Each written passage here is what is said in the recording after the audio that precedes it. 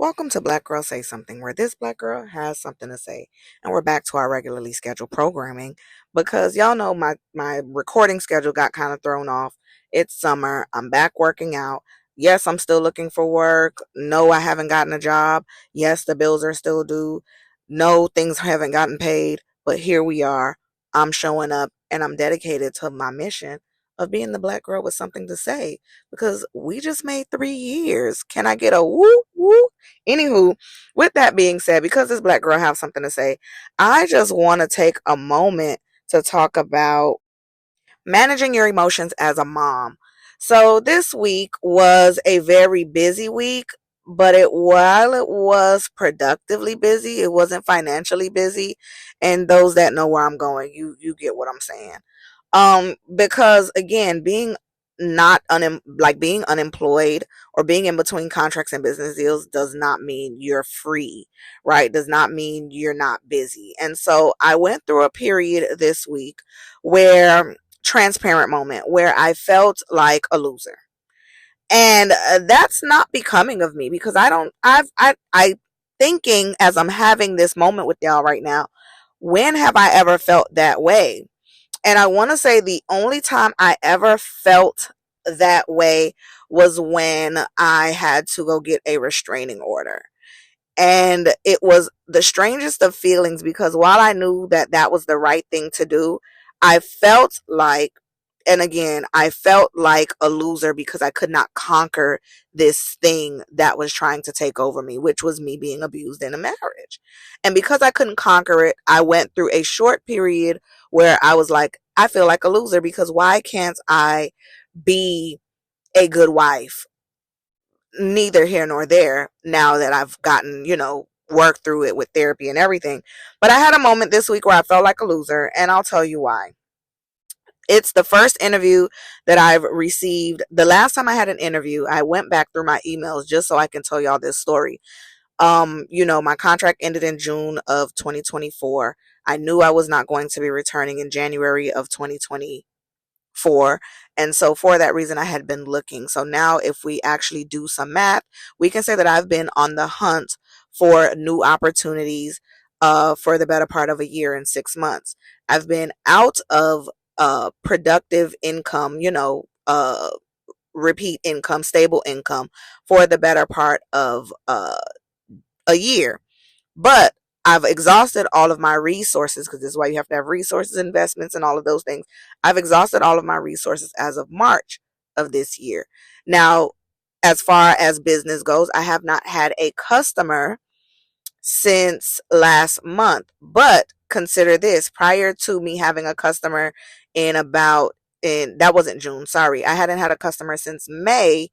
When we consider that prior to May, I hadn't had a customer since January, that's kind of a problem for a business, right?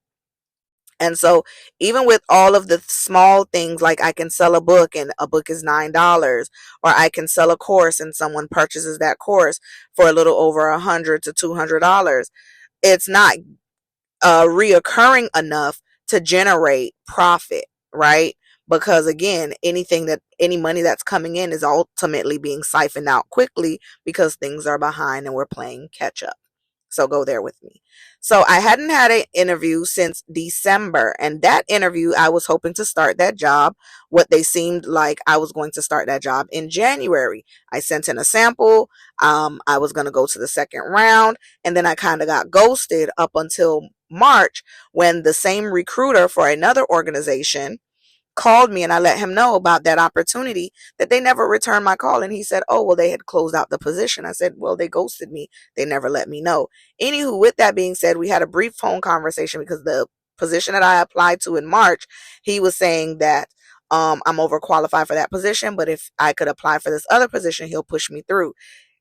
Anywho, whatever pushing he did, immediately I got an email and say, nah, we got somebody already. All right, cool. So with that being said, in a year's time, in a year and 6 months time, I've only had an interview and a possible, and then I had an interview this week. And I was hopeful because when I had set this interview up, I did the assessment call, the one just to ask you some questions, and HR is like, first of all, y'all, I haven't even been applying because it's so discouraging. I haven't even been applying. So, backstory, this job reached out to me through Indeed. It's a university. They reached out to me through Indeed, and I'm just like, oh, this is interesting. So I follow up with them. I call them. We schedule a call. We have maybe about a 20-minute call. Of course, when they called me, I was having another meeting.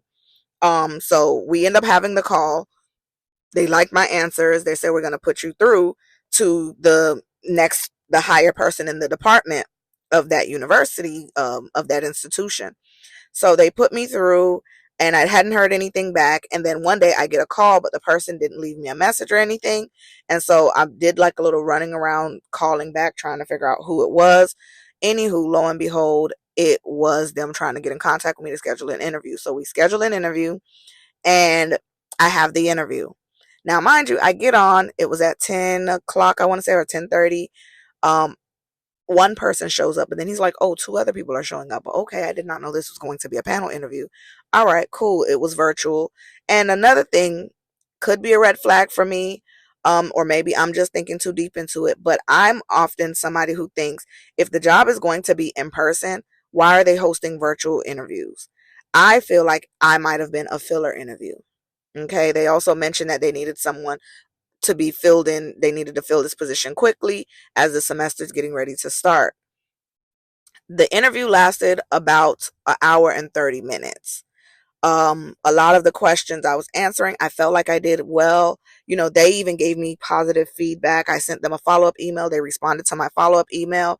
But I left out of there feeling so drained, and I don't even know how to explain it. It was emotionally, mentally, I was overstimulated. I was just so drained. And I even worked out the day before so that so I could have the stamina for this interview, because I kind of knew it was going to be intense, because it would set me up for the trajectory of my career path that I'm on, right? It would put me in a higher position in my career path.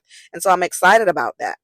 But I left that thing feeling so drained, and I was just like, I don't know why. And so I had made some dinner for my kids the day before. We were eating the leftovers. We sat down, we were eating. They had finished eating, and I was still eating, and I didn't recognize that my affect looked so sad while I was eating. And my son said to me, and he said, Mommy, you look sad. And I just burst out crying. And so my daughter walked up and she's like, Mommy, why are you crying? And I was like, I don't know. I'm just tired. Like, I'm tired. I'm tired. And so they hugged me, they gave me some space, and I feel like that was one of the moments where I could talk to y'all about processing your emotions, but your children need to see you go ebb and flow through all of your emotions, because that's how they know how to handle their emotions. And so my son, he had a little tear come down. I was like, why are you crying? And he's like, I don't want to see you sad because you always so happy. And I'm like, it's okay to be sad. Like, I just have to get past the sadness, right? I have to feel sad sometimes. You have to move past the sadness. You can't just like not let it out. And so we had that little bit of a conversation. But I go and I take a shower and everything, and I just started crying again. I was like, I just feel like a loser. Like, how do people, you know, live their day to day without making any profitable, without meeting any profits, without having any income or opportunities for themselves set up? Like, I don't understand that. And then it drew me back to a place where I was like, dog, I just really wish I had made better decisions. And I just was like going through this whole ebb and flow of emotions, right? Not to mention I'm still like, I have something I want to say, but I'm going to put it on Patreon so y'all could go subscribe over there. It is in relation to this, but not to mention there's other things in light of, right, in spite of, and I just have to keep pushing through, and I don't have anybody else to fall back on, and it's like, wow, like, why don't I have anybody else to fall back on? Right? You could tell somebody, hey, I've been looking for work and I'm, behind. I'm so far behind on bills. And they're like, oh, it's a part of your testimony. Oh, you'll find something soon. And it's like, do you know I've been looking for a year and 6 months? How is it tomorrow that I'm going to find something? And then the kicker from that interview was, not only did I do already the preliminary assessment, right? the call to get to know you kind of thing. And then I did this whole hour and 30-minute interview only to find out like that was the preliminary interview, because if selected, there's 4 more interviews. Baby, I don't even know if I'm going to still be owning this house by then. Like, how long is that going to take? So they're like, give it about 2 weeks and we'll get back to you if selected. If selected for the next round of interviews, that's interesting, you know? So here I am, you know, feeling this way and having to talk through it and having to acknowledge my emotions, acknowledge my feelings, process it, allow my children to see me process it, and then kind of explain to them, don't worry about anything. Y'all don't have nothing to worry about. Mommy is just wanting, mommy just wants so much more for herself so that she can give so much more to y'all. And it just makes me sad that I don't have more of the things that I would like to have. And that's just to be gainfully employed, or that's just to get more people to know about my business, and that's just to sell out everything that I have from my business so that I can make ends meet and be done with this phase of business because of tariffs, right? And then it's not only just what's going on with me financially and physically, but then what's going on at the government level. Like, that does trickle down and affect me as well, right?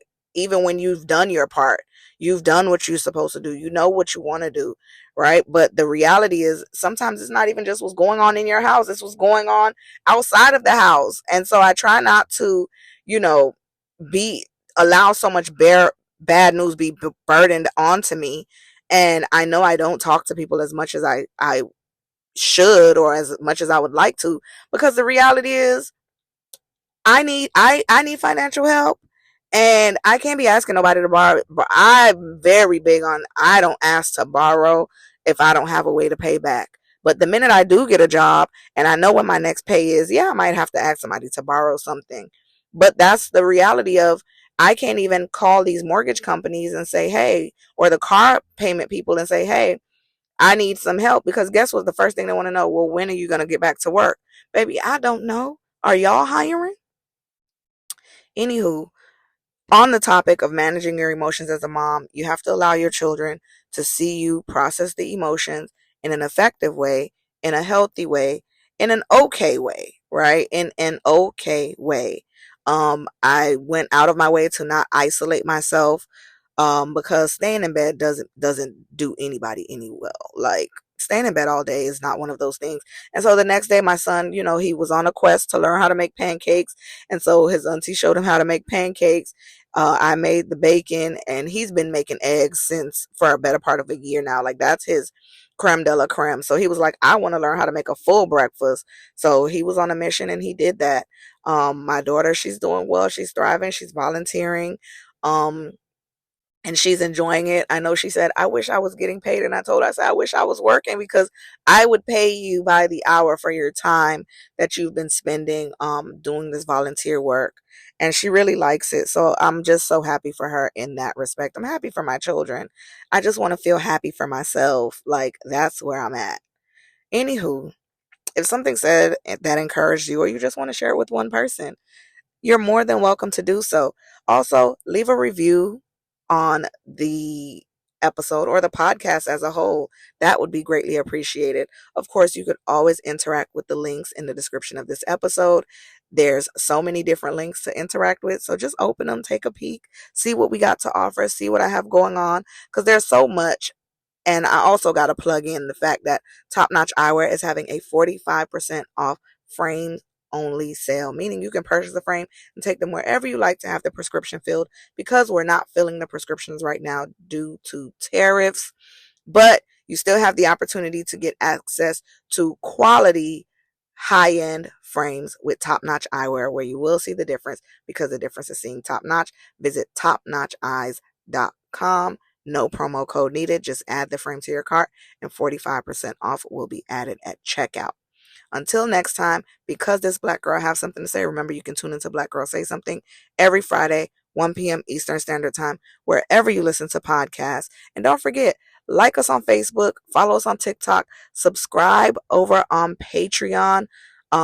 You can subscribe for free, and there is a discount on your first month's membership when you become a paid subscriber, as well as you can subscribe over on YouTube.